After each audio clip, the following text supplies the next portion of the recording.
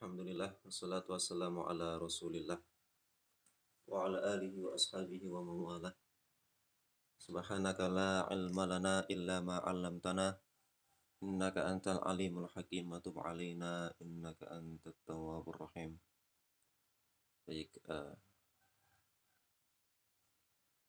kita lanjutkan kitab Nuhbatul Fikr yang ditulis oleh Imam Ibnu Hajar Al-Asqalani rahimahullahu taala. Pertemuan pagi hari ini kita akan membaca tentang hadis maqlub. Kita lanjutkan kemarin hadis maqlub. Qala al-musannifu rahimahullahu ta'ala wa nafa'ana bihi wa bi ulumihi fid dharain ya rabbal alamin.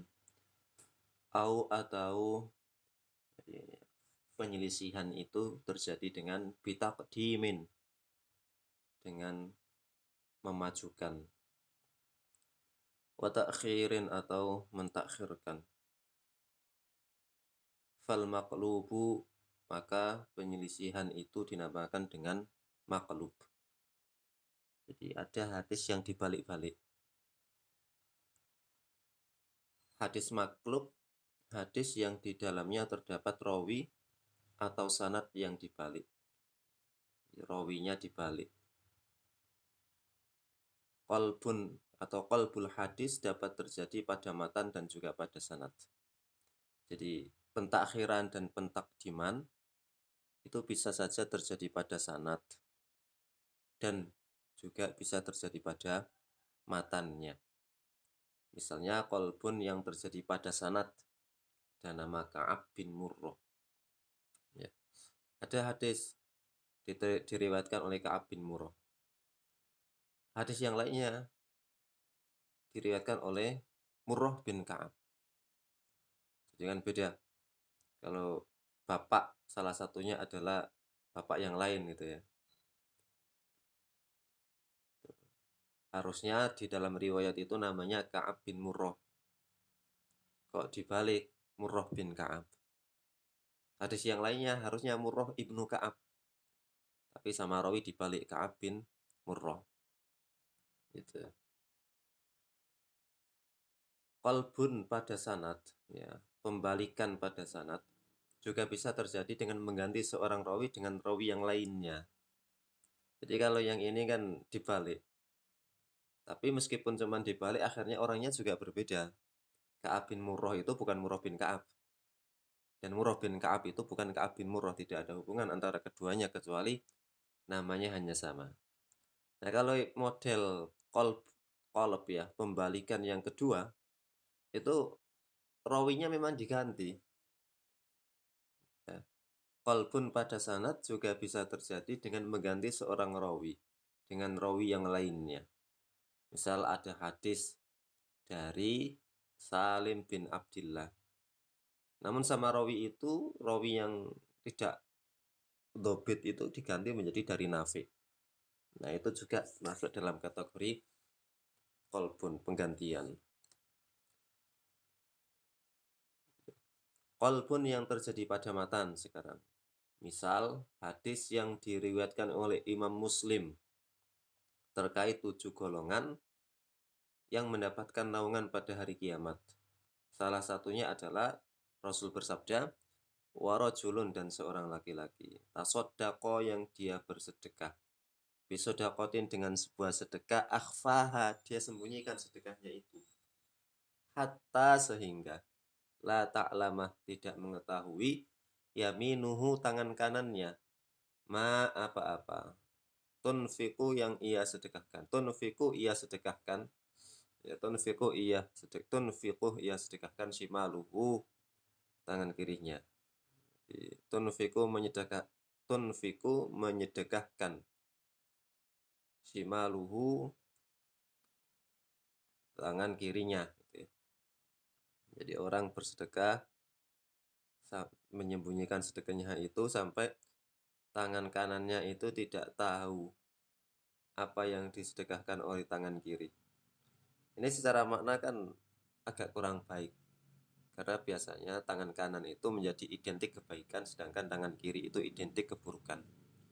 Maka ada di dalam riwayat yang lain, dan itu juga diriwayatkan oleh Imam Muslim plus Imam Bukhari. Ya, kalau yang kebalik ini, hatta la ta'lama yaminuhu ini diriwayatkan oleh Imam Muslim. Di riwayat Imam Muslim saja. Tapi kalau yang ini, hatta la ta'lama shimaluhu ma tunfiqu yaminuhu. Sampai-sampai tidak mengetahui tangan kiri apa yang disedekahkan oleh tangan kanannya. Nah, ini diriwayatkan oleh Imam Bukhari dan Imam Muslim.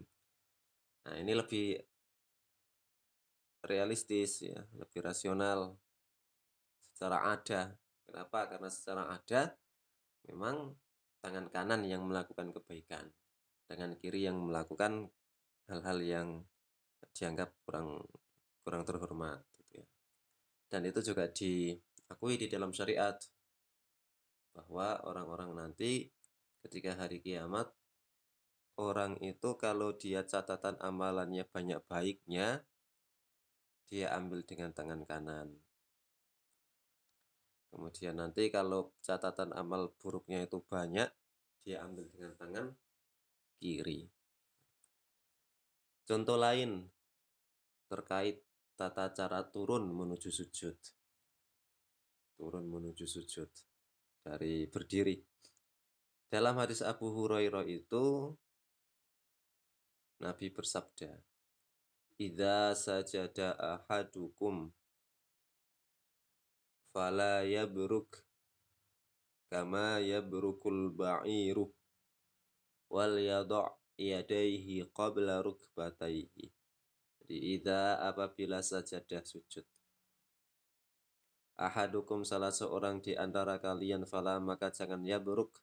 Yabruk itu turun, ambrek. Kalau bahasa Jawa itu ambrek. Mungkin ngambil dari bahasa Arab, yabruk. Fala yabruk, jangan ambrek. Kama seperti yabrukul ba'ir, seperti onta yang ambrek. Wal yadha' maka letakkan yadaihi kedua telapak tangannya qabla rukbataihi sebelum kedua lututnya. Jadi Nabi melarang kalau kalian turun ke sujud itu jangan turun seperti turunnya onta. Turunnya onta itu seperti apa? Onta itu punya 4 kaki, tentu tidak ada tangannya onta itu. Tapi dikiaskan saja, diibaratkan saja. Kaki belakang itu kaki, 2 kaki belakang itu kaki, 2 kaki depan itu adalah tangan. Nah, kalau kita lihat di video-video di YouTube itu, unta itu kalau dia yabruk, turun, mau duduk, itu yang ditekuk pertama kali adalah 2 telapak kaki depannya. 2 telapak kaki depannya. Ini kita lihat saja ya, kita cari di YouTube juga. Saya carikan dulu. Unta YouTube.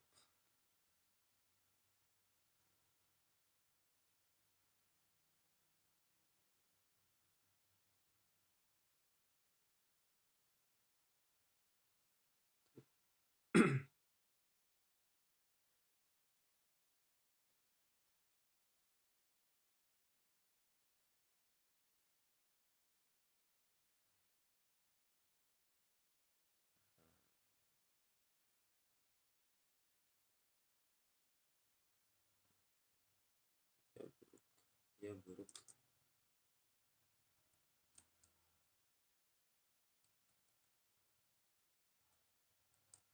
Al-Ba'in.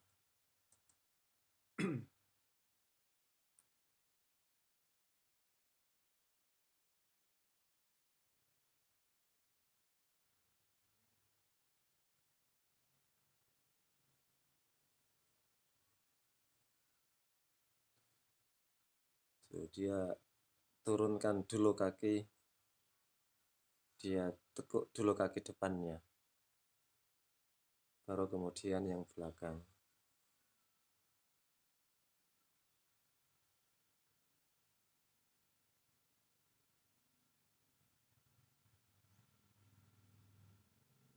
Oke, jadi ala kulli hal seperti itu. Jadi kalau berarti dalam hadis itu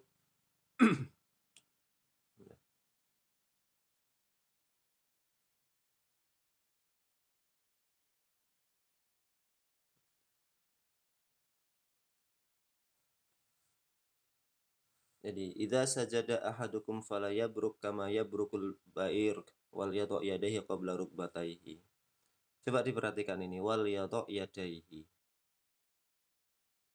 Wal yadha yadayhi dan letakkan kedua telapak tangan dulu.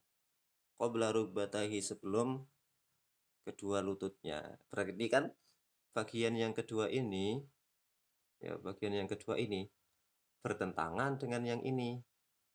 Bertentangan yang depannya. Ya. Yang depannya itu suruh apa dulu? Yang depannya ini kan melarang kamu jangan turun seperti turunnya onta. Nah, onta itu turunnya tangan dulu.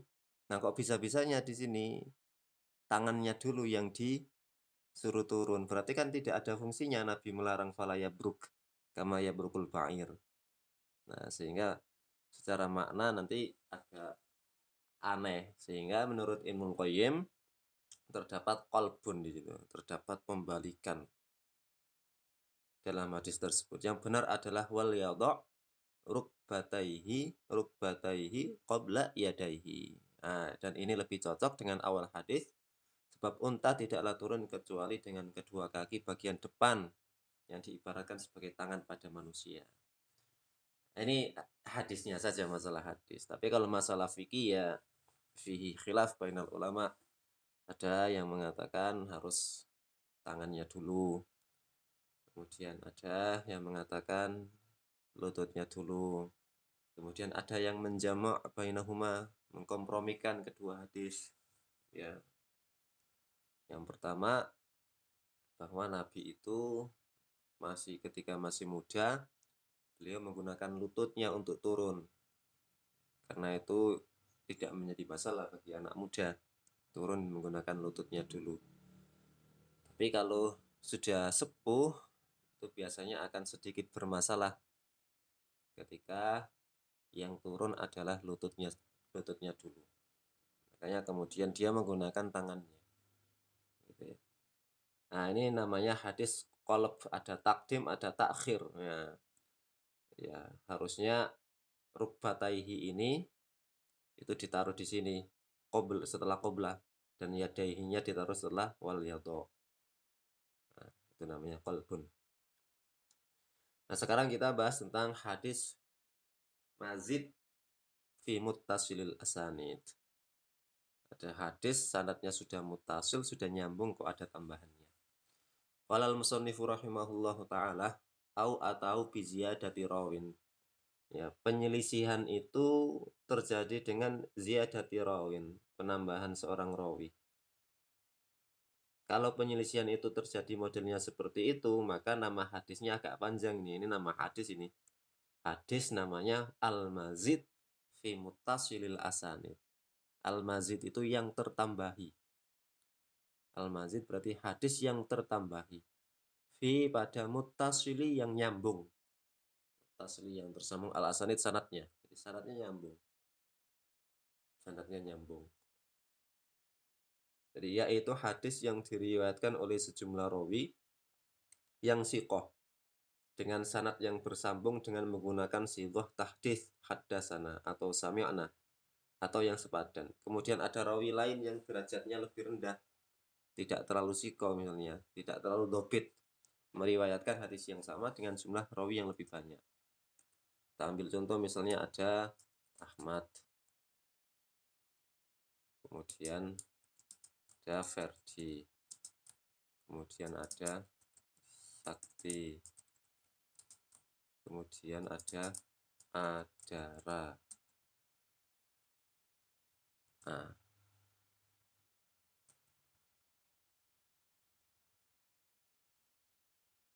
kemudian ada riwayat yang kedua, ini misalnya siapa gitu ya, si A. Riwayat si A. Dan ada riwayat si B. Riwayat si B itu bunyinya begini. Ahmad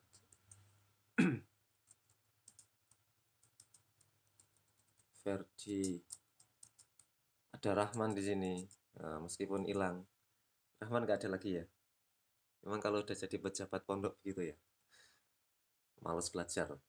Rahman atau Karipan belajar. Kebanyakan tugas jadi anu. Jadi gimana gitu ya. Sakti. Kemudian Adara. Nasi A mengatakan, telah berkata kepada saya Ahmad. Ahmad berkata, telah berkata kepada saya Ferdi. Ferdi berkata, telah berkata kepada saya Sakti. Sakti berkata, telah berkata kepada saya Adara. Adara mengatakan, Ustadz Hilal mengatakan itu berkata bla bla bla. Ustadz Hilal berkata, misalnya, kalau sudah jadi pejabat pondok, orang jadi lupa belajar. Nah, itu hadis dari saya itu. Nanti kalian riwayatkan lah, sebarkan. Ini hadisnya udah nyambung semua ini. Mutasil isnadnya ini. Nyambung. Isnadnya nyambung, sanadnya nyambung, rawinya nyambung dan menggunakan lafal haddasana atau akhbarona atau sami itu gitu. Tidak menggunakan an ini. Terus ada si rawi si B ini. Ahmad Ferdi Rahman. Nah, ada tambahan nih, Rahman. Adara. Tadi lalu berkata bla bla bla bla bla tadi seperti di atas. Nah, rawi rawi yang pertama ini, rawi A ini, dia adalah dhobit dia dan siko. Ya, siko. Sedangkan rawi si B ini dia bermasalah. Maka riwayat si B ini dinamakan dengan Al-Mazid fi Muttasilil Asanid. Ya, dia menambahkan Rahman di sini. Yang sebenarnya Rahman ini tidak ada pun tidak menjadi masalah karena hadisnya sudah nyambung. Ahmad mendengar dari Ferdi, Ferdi mendengar dari Sakti, Sakti mendengar dari Adara, Adara mendengar dari saya. Nah, gitu. Nah, secara sederhana seperti itu ya. Nah, ini namanya al-hadis al-mazid fi muttasilil asnadi. Dengan beberapa syarat yang nanti dibahas di kitab-kitab yang lebih tinggi. Nah, kemudian kita masuk kepada hadis muttorib. Hadis muttorib masih terkait penyelisihan seorang rawi terhadap rawi yang lain. Qala al-musannifu rahimahullahu ta'ala au atau bi ibdalihi ay bi ibdalir rawi. Wala murajjiha dan tidak ada yang menguatkan atau tidak ada penguat fal muttoribu maka dinamakan dengan muttorib. Jadi rawinya merubah-rubah. Kadang dia mengatakan hadis itu dari Zaid.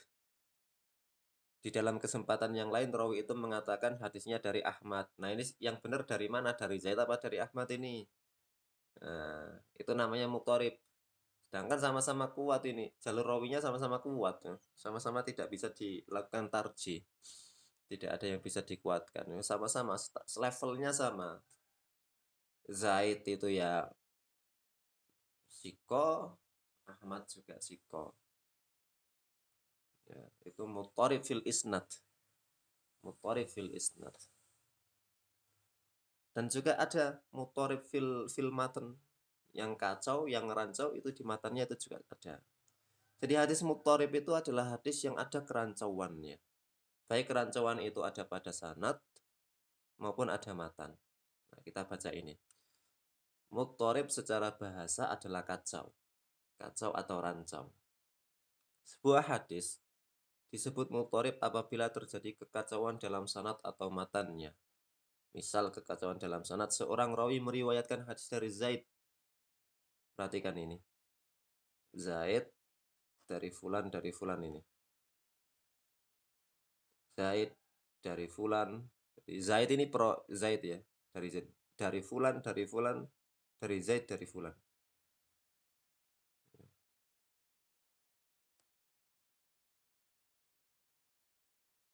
Ya. Di hadis itu lewat jalur Zaid sebenarnya. Hadisnya lewat jalur Zaid. Lalu pada kesempatan yang lain, untuk hadis yang sama, ia mengatakan dari fulan dari Khalid. Ya, dari Khalid ini. Padahal yang di atasnya tadi dari Zaid. Nah, itu gimana itu? Kenapa kok bisa berubah-ubah seperti itu? Ya, bilang yang awal dia bilang itu dari Zaid, kemudian dia meriwayatkan hadis yang sama tapi dari Khalid. Nah, ini namanya ittirab. Ada rancau di dalam sanadnya. Ia mengganti dari Zaid menjadi Khalid dan tidak ditemukan unsur yang dapat menguatkan salah satunya. Adapun contoh kekacauan dalam matan adalah hadis Anas bin Malik terkait basmalah dalam sholat. Sebagaimana yang dijelaskan oleh Ibnu Abdil Bar. Jadi biasanya para ulama yang mengatakan bahwa bismillah itu tidak perlu dibaca jahar di dalam sholat, langsung alhamdulillahi rabbil alamin. Itu menggunakan hadis yang diriwayatkan oleh atau diriwayatkan dari Anas bin Malik. Tapi Syafi'iyah kan enggak ya, Syafi'iyah kan membaca basmalah. Nah, di dalam matan riwayat Anas bin Malik itu ada ittirab di situ. Sebagaimana yang dijelaskan oleh Imam As-Suyuti yang menukil dari Ibnu Abdil Bar. Ini kita baca, ini ada catatan, saya kasih catatan kaki ini. Wa amma dan ada pun tad'ifu pentad'ifan Ibni Abdil Bar lahu terhadap riwayat itu. Ya. Bil ittirab fa innahu qala fi kitabil istidkari ikhtalafa alaihim fi lafdhihi ikhtilafan katsiran muttariban mutadafi'an minhum man yaqulu sallaitu khalfa Rasulillah sallallahu alaihi wasallam wa Abi Bakrin wa Umar wa minhum. Jadi kadang ada hadis yang menyebut itu, yang diriwayatkan dari Anas itu cuma menyebut Abu Bakar wa Umar. Abu Bakar wa Umar. Khalfa Abi Bakrin wa Umar. Cuman begitu saja. Kemudian ada yang menyebut wa minhum man yadhkur Utsman. Kemudian riwayat ada yang mengatakan Utsman juga ada di dalam teks hadis itu. Wa minhum man la yadhkur fakanu la yaqrauna bismillahirrahmanirrahim. Nah, jadi Anas itu pernah bercerita, saya itu pernah sholat, kata Anas, di belakang Nabi Shallallahu Alaihi Wasallam, juga di belakang Abu Bakar, juga di belakang Umar, juga di belakang Utsman, juga di belakang Ali. Hanya saja riwayatnya itu ittirab, ada kacau rancau. Riwayat yang lain mengatakan cuman Abi Bakrin wa Umar, kemudian tidak ada nyebut Ali, yang lainnya ada yang menyebut Ali, macam-macam. Jadi sahabat yang disebut dari 4 khalifah itu macam-macam. Ada si rawi A mengatakan itu nggak ada, si rawi B mengatakan ada, ya. Nah, itu mengatakan la yaqra'una bismillahirrahmanirrahim. Beliau-beliau membaca itu tidak pakai bismillahirrahmanirrahim. Wa minhum man qala fakanu la yajharuna bi bismillahirrahmanirrahim. Fakanu la yajharun. Ini beda lagi, kalau yaqra'un kan memang tidak membaca, langsung alhamdulillah. Tapi kalau di riwayat yang lain la yajharun. Ya, tidak menjaharkan bismillahirrahmanirrahim, ya berarti dibaca tapi pelan gitu ya, gitu. Wa qala katsirun minhum kanu yaftatihuna al-qira'a bilhamdillahi rabbil alamin. Jadi rancau lah di sini. Hadis satu mengatakan tidak membaca, hadis satunya lagi mengatakan dibaca tapi dibaca sir. Wa qala ba'dhum fakanu yajharuna bi bismillahirrahmanirrahim wa qala ba'dhum kanu yaqra'una bi. Nah, ini lagi. Wa qala ba'dhum, dan sebagian rawi yang lain, fakanu maka Nabi Muhammad, Abu Bakar, Omar, Utsman, Ali yajharuna bi bismillahirrahmanirrahim. Nah, ini kan rancut. yajharun, mereka mengeraskan bacaan bismillah. Wa qala ba'duhum kanu yaqra'una bismillah wa kanu yaqra'una bismillahirrahmanirrahim. Qala wa hada ittirab la taqumu ma'a hujjah li ahadin minal fuqaha alladziina yaqra'una bismillahirrahmanirrahim walladziina la yaqra'un. Jadi, akhirnya Ibnu Abdul Bar mengatakan begini saja, hadis itu terlalu banyak ittirabnya, banyak rancaunya, sehingga tidak bisa dijadikan hujjah baik oleh yang mensirkan basmalah maupun yang menjaharkan basmalah. Syafi'iyah menjaharkan basmalah karena apa? Karena Bismillahirrahmanirrahim itu bagian dari Al-Fatihah, bagian dari surat Al-Fatihah, dan Al-Fatihah itu dibaca, disunnahkan untuk dibaca, gitu ya. Itu hadis muttarib. Kemudian beliau mengatakan wa qad yaqa'u al-ibdalu amdan imtihanan wa qad, dan kadang-kadang yaqa'u terjadi al-ibdalu perubahan amdan dengan sengaja, imtihanan dengan niat untuk menguji.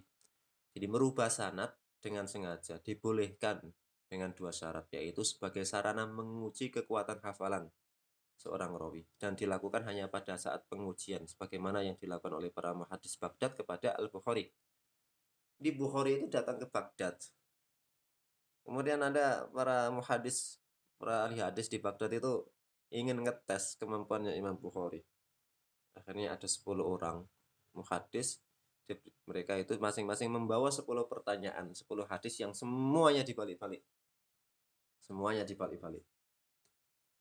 Kemudian mulailah orang pertama maju, dibaca dari fulan Nabi mengatakan bla bla bla bla bla.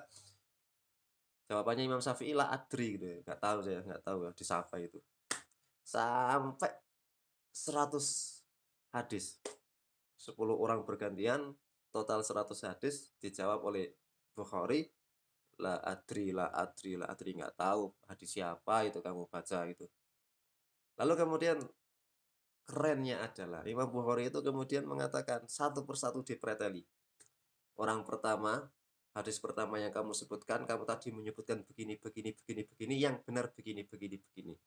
Dan itu dia lakukan, Imam Bukhari lakukan sampai hadis ke-100 pada orang yang ke-10. Jadi yang ajaibnya ini adalah Imam Bukhari bisa menghafal hadis yang salah.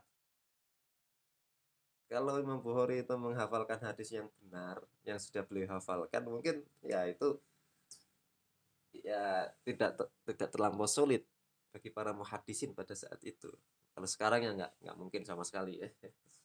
Hafal hadis sama sanadnya itu udah kebanyakan dosa.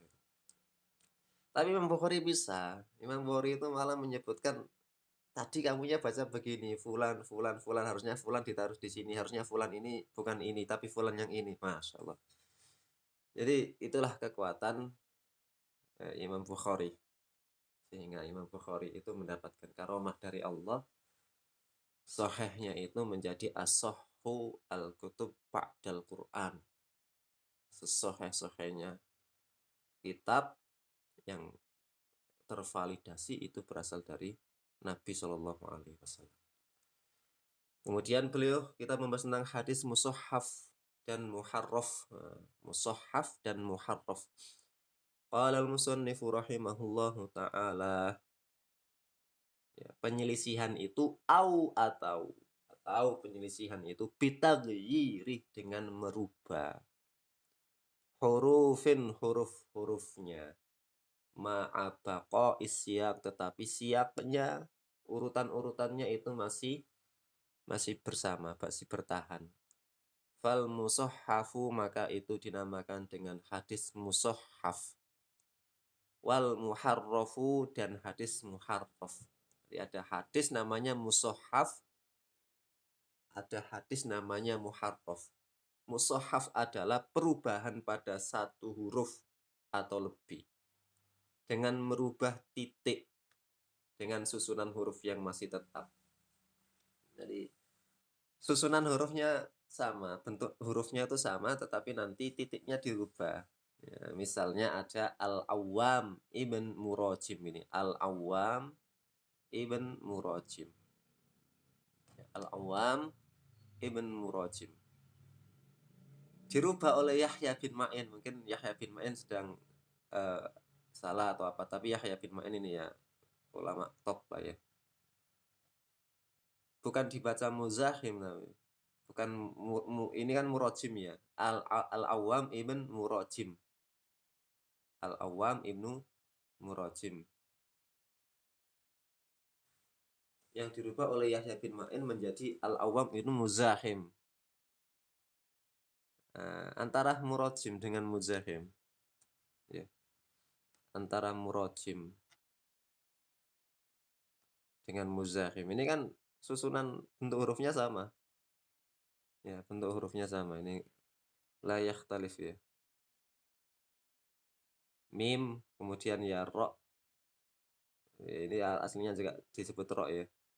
Alif, terus begini, mim. Muhmala ya. Ro muhmala. Harusnya murojim. Tapi oleh Yahya ibn Ma'in dirubah menjadi muzahim. Nah, ini namanya musohaf. Ada perubahan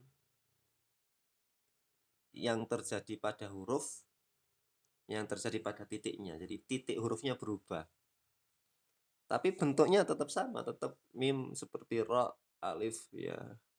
Simatoha itu mim gitu ya. Muhmala itu ya. Karena misalnya kalau kita nulis begini. Kalau kita tulis murojim. Murojim. Dulu kan tidak ada titik, tidak ada apa-apa gitu ya. Nah, ini. Ini kan bisa dibaca murohim, bisa dibaca murojim, mujahim, mujahim, mujajim. Nah, banyak sekali kan ketika ditulis dalam keadaan muhmalah seperti ini, nggak ada titiknya. Nah, itu namanya musohaf. Adapun muharraf adalah perubahan yang terjadi pada harokat huruf. Nah, kalau tadi itu titiknya pindah-pindah dengan bentuk yang masih sama, maka sekarang muharraf itu harokat hurufnya yang berubah. Misal lafal kullab diganti menjadi kilab. Ya, kulab menjadi kilab kan. Kulab itu ya apa? Kafnya di dhamma, tapi kemudian diganti menjadi kasur jadi kilab, jadi anjing kan. Nggak bagus. Ctrl Z. Bisa. Gitu. Nah, ini namanya muharraf.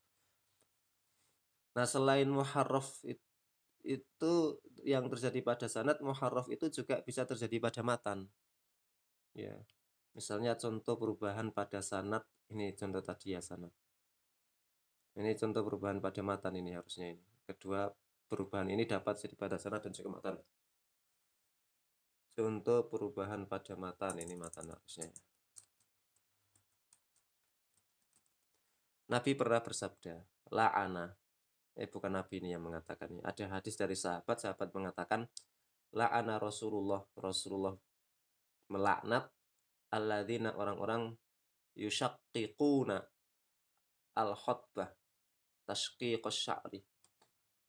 Jadi Nabi Muhammad itu pernah melaknat orang yang kalau ngomong itu dibuat-buat, disajak-sajakkan seperti puisi. Sebagaimana mereka membuat puisi gitu ya. Nah, waqi itu merubah dari al-khot, ini al-khotbu menjadi pakai hak. Nah, ini kan di titiknya dihilangkan ini. Titiknya dihilangkan. Kalau titiknya dihilangkan, nah ini nanti malah artinya akan berubah. Gitu ya. Tentang hadis mushaf dan muharraf. Kemudian kita lanjutkan sampai muskil ini, sampai selesai saya nulis ini. Hukum meringkas dan meriwayatkan secara makna. Meringkas hadis. Qala al-musannifu rahimahullahu ta'ala wala yajuzu, dan tidak boleh ta'ammudu menyengaja taghyiril matni merubah matan bin naqsi dengan cara mengurangi wal muradifi atau merubah dengan memberikan sinonim. Illa kecuali li alimin bagi orang yang alim bima yuhilul ma'ani dengan apa-apa yang membuat maknanya itu menjadi berubah. Jadi ada dua hal yang dibahas di sini oleh beliau. Yang pertama adalah eh, hukum meriwayatkan hadis secara makna. Hukum meriwayatkan hadis secara makna. Jadi, hukum meriwayatkan hadis secara makna. Yang kedua, hukum meringkas hadis. Hukum meringkas hadis. Ada hukum meriwayatkan hadis secara makna, kemudian hukum meringkas hadis. Jadi dari apa yang disampaikan oleh Ibnu Hajar di sini, yang pertama begini. Kaidahnya, seorang rawi tidak boleh dengan sengaja mengurangi, meringkas, atau mengganti sebuah lafal dengan sinonimnya kecuali sang rawi tersebut adalah rawi yang alim dan mengetahui akibat-akibat dari perubahan lafal. Tapi begini, ada meringkas hadis itu kadang boleh, kadang tidak boleh. Meringkas hadis yang tidak boleh itu adalah kalau merubah makna. Misalnya ada hadis-hadis kecuali-kecuali gitu. Misalnya Nabi bersabda la solatah liman lam yaqra bi Fatihatil kitab. Ya. Kok ada yang dikurangi misalnya. Man la solata liman lam yaqra bil kitab. Fatihah kitab Fatihahnya dihilangkan. Maka itu tidak boleh karena itu akan merubah makna. Atau mengurangi pengecualian-pengecualian ya. Ya, biasanya kan ada hadis misalnya fi maduna khamsati ausuk sedekah misalnya. Di apa? Misalnya tidak ada sedekah kecuali di atas 5 wasak misalnya, ini misal saja. Kok kemudian pengecualiannya itu dihilangkan, dirubah atau dihilangkan, dihapus, yaitu nanti akan merubah makna. Tapi kalau meringkas hadis itu hanya karena tidak merubah makna dan hanya mengambil wajhul istishhad, maka itu tidak menjadi masalah. Misalnya kita mengatakan kan, apa hukumnya niat? Kan kita biasa menjawab dengan hadis yang simple, innamal a'malu binniyat. Kan kita tidak membaca sampai hadis itu selesai, innamal a'malu binniyat wa innamal likulli imri'in ma nawa faman kanat hijratuhu ilallahi wa rasulihi fa hijratuhu ilallahi wa rasulihi wa man kanat hijratuhu lidunya yusibuha aw imra'atin yankihuha fa hijratuhu ila ma hajara ilaihi. Kan kita tidak membaca hadis itu secara sempurna. Tapi ketika kita ditanya apa dalil niat, kita jawab innamal a'malu bin niat. Nah, itu juga masuk dalam kategori meringkas hadis. Apakah boleh? Boleh. Karena tidak ada makna yang diambil. Dan itu dilakukan oleh para banyak ulama. Misalnya Ibnu Hajar sendiri di dalam Bulughul Maram juga sering mengambil potongan hadis yang memang di situ ada istishhadnya. Kemudian wal muradif diganti-ganti. Jadi ada periwayatan bil makna itu sebagian ulama membolehkan dengan catatan tadi. Kemudian ada yang memberikan batasan begini. Kita itu misalnya pernah hafal hadis. Lafalnya hafal. Hadisnya hafal hadis. Ya. Tetapi ketika penyampaian di masyarakat misalnya lagi ceramah kok lupa lafal hadisnya, maka boleh kita menggunakan bahasa Arab yang maknanya sama dengan lafal hadis tersebut. Nah, kenapa kok boleh? Ketika kita menceritakan dengan bahasa Indonesia saja boleh, apalagi dengan sesama bahasa Arab. Ya, dengan catatan tadi, ya, khilafnya syahir, khilaf di situ masyhur. Bahwa ada yang membolehkan, ada yang tidak membolehkan, tapi yang pertengah-tengah yang lebih tepat adalah boleh meriwayatkan hadis dengan makna dengan beberapa catatan. Yang pertama, dia sedang tidak ingat lafal hadis aslinya. Kalau ingat lafal hadis aslinya, ya, ya sudah dihafalkan saja, dibacakan saja yang hadis aslinya itu. Itu yang pertama. Gitu ya. Baik, saya kira itu pada pagi hari ini. Ada yang ditanyakan?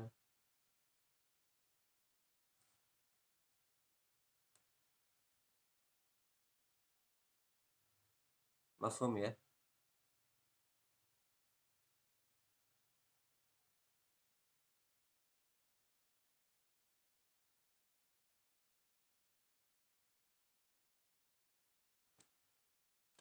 Oke, baik.